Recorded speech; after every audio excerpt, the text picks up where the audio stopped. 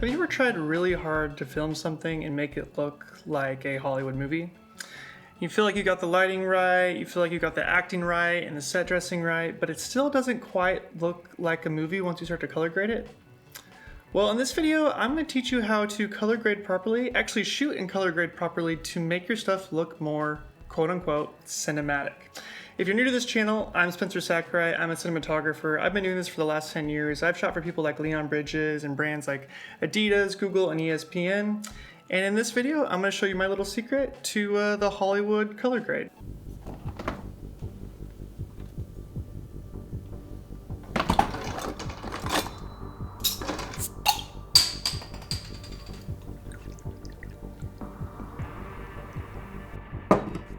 But first, let's talk about a few quick things. This isn't something you can do just in the color grade. It's something you have to plan for and shoot for. That way, when you do get into post, when you do get in the color suite, then you're just putting the icing on the cake to get the image that you're actually looking for. Now, the standard color profile when you throw your footage into the computer is usually what's called Rec 709. You'll see a lot of people talk about using a Rec 709 LUT on your footage to get that contrast and that curve back into the image to make it look basically normal. So I'm not going to get into all the nitty gritty details of what Rec 709 is, but basically it's like the standard color curve for your broadcast television.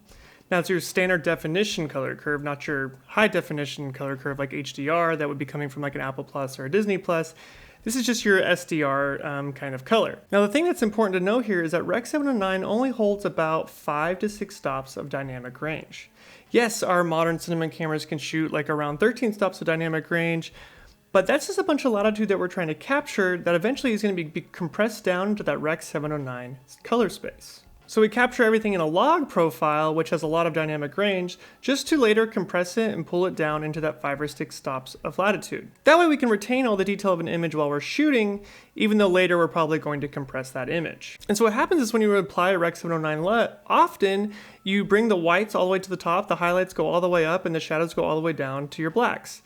And you actually end up clipping a lot of that detail because you're losing all that dynamic range. But if you go look at some of your favorite Hollywood films, you'll notice that those highlights are really low and there's a lot of detail still retained in the highlights and in the shadows. But you'll notice if you just save the detail in the highlights and in the shadows, your image isn't going to exactly just look cinematic out of the gate. There's something else going on there that we need to address and kind of look at. I think a good way of illustrating this will be to take some images, some screenshots from some of my favorite films, throw them in the DaVinci Resolve, and then kind of look at the histogram and waveform and see where their levels are actually living on that scope. So if we go over here and we take a quick image here from one of my favorite movies, The Social Network, which is directed by David Fincher and filmed by Jeff Cronenweth.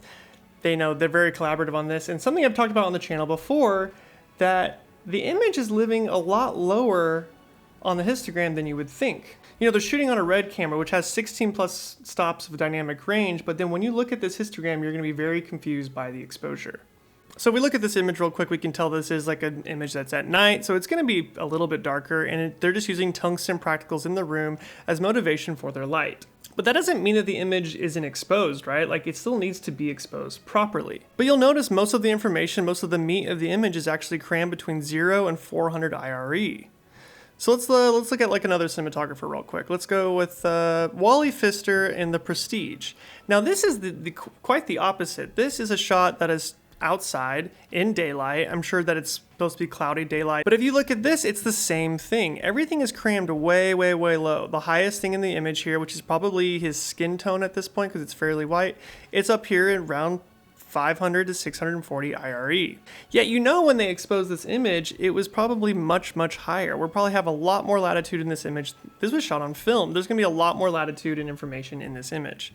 Excuse the background light, it just turned off while I was filming this, so you just have to bear with me for this being a little dark, which might be okay, it might look really cinematic. So let's do another bright scene. Let's do this image from Her.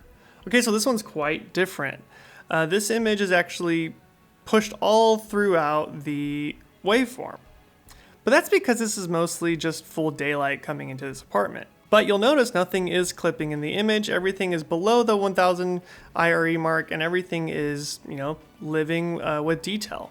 So if we go over to one of my favorite movies of all time, Blade Runner 2049, shot by the one and only Roger Deakins. It's going to be another low lit image, of course, but look, everything is crammed under that 512 IRE mark again. But if you just expose all your images like this, most likely your blacks would be clipping, your shadows would look really gross and noisy, and most likely wouldn't have as much detail as you would want. And so then another quick shot from Blade Runner 2049, they're actually outside and it's cloudy again. We're talking sunlight here. And once again, the highest part of the image is up here in the 700s, but most of the information is living below the 500 mark. So that's why we have to plan for this, because obviously you can't expose this low and have all the detail that you're looking for in an image. And the way we can plan for that is by building a LUT. Basically what we're going to do, and this is what I do in all my commercials and all my films that I work on, I build a LUT that's going to add the color curve that I'm looking for, a contrast curve that I'm looking for, and then it's going to also bring all that footage down into the lower end of the image. So when I'm lighting, I can actually see my proper lighting ratios. I can actually see light how it's going to look on the final image, or at least close to something of a guide while I'm shooting.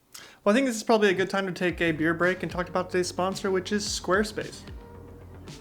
Squarespace is an all-in platform to present your work online. Now, I've been using Squarespace for the better part of a decade to show off my work on my website. You know, very early on, I needed to build a website like any of us do to show ourselves off online, and I needed an easy place to do that, and that's where Squarespace came in. You can use one of their pre-existing templates, which are beautiful and super easy to build a website off of, or you can just use their customizable tools to build one yourself. Either way, they make it really easy for photographers and cinematographers and people, just filmmakers in general, to build a website because they have amazing photo and video embed options. I mean, what's the point of going through all this effort to make these amazing images using these cinematic techniques like I'm talking about if you have nowhere to show that off online and to get potential clients or just show off your artwork? And that's what's really great about Squarespace. It's not just a portfolio, it's not just a place to show off your work, but it's a place that people can reach out to you and connect with you. And you can do that by just building one of their customizable forms to do so, or just have your email or your social medias tagged on the website. So if you're anything like me and you need to present your work online, well, you can just do that with Squarespace. Click the link in the description to get 10% off, and I want to thank Squarespace for sponsoring this video. Now this can get a bit complicated. What I tend to do is I make an exterior LUT and an interior LUT, because if you just use the exterior LUT, things are going to look pretty funky when you're shooting outside and you're never going to have enough shape. So I tend to make one that's for, an interior scenario, more low lit scenario, kind of like this, and especially now that light behind us went off, you can really see how dark this is, versus outside where I make a different LUT with a curve on it and stuff, but I change the exposure just ever so slightly to make it, to bring down those highlights. So at the end of the day, your exposure is the most important thing here. And honestly, what I would recommend is that you actually want to expose to the right of your waveform or to the right of the histogram. What you're going to want to do is actually expose your skin tone somewhere around the 500 mark, between 400 and 600, and then actually have a lot of this information living in the right side of the histogram. This is called exposing to the right. This is a very common thing that people do while shooting. So we're going to expose to the right, but we're going to have our LUT, which is going to bring down everything for viewing purposes. So when we're actually shooting, we're going to see everything pulled down, even though we're actually exposing to the right. It means we're getting all of our information there. We're getting no noise in the shadows or anywhere on the image because we're exposing correctly. But what we're looking at looks cinematic because everything is pulled down into that lower end of the spectrum. We're actually taking all that information, all that dynamic range, and we're just squeezing it down into those 5 or 6 stops that are actually going to be broadcasted on television. And what this does is it actually adds a lot of contrast and perceived saturation. So when we take all that information and we push it all down into the lower end of the spectrum, it's going to make for a really nice, rich image because we're taking all that and pushing it together. So this is something I recommend that you try on your own. You make your own LUT, you bring everything down. Typically, I use the offset tool in DaVinci Resolve to pull the exposure down after I shoot an perfectly exposed image. I bring it down later to kind of see where everything's going to look like. Then I make a LUT that way. Now there are a couple other ways of doing this. You can bring all that down, but then maybe your shadows will go too dark, so then you just bring up your shadows, and you just want to finesse everything into that lower end of the spectrum, depending on what you're shooting. Probably the best way would be to shoot some sort of color chart that has bright whites in it and dark darks in it, and then find the middle ground in there, and also using middle gray as basically for your skin tones. And now, if you're new to the channel, I have made a few LUTs in the past, and some of them do this, but I am thinking about releasing a new LUT soon. Let me know in the comments if that's something you're interested in. Basically, I've been experimenting with a LUT that is as close as I can get to like a film LUT. In the past, I made something that was kind of like a Roger Deakins LUT, something that kind of looked like Roger Deakins films. Well, I've decided to kind of redo that, do something that's very close to that old LUT, but is completely redesigned and more versatile with more cameras. Now this one's going to give us a nice little S-curve that kind of looks like film, but it's also going to tweak the reds a little bit to make sure that your skin tone is always looking nice and rich and red, very much like a Roger Deakins film. And then we're adding just a little bit of green or a little bit of cyan to those highlights just to give that kind of extra vibe to it. Now if that's something that you're looking for, like I'm designing this LUT myself and I've been going through the process of doing this, if that's something that you would like to get in the future, let me know in the comments below and maybe I can put that up on my website for someone to purchase and support the channel. Now after all this being said, of course there's a lot of factors that go into making an image cinematic. Most importantly, the lighting, but even something that trumps that is obviously going to be the substance, the story, the content.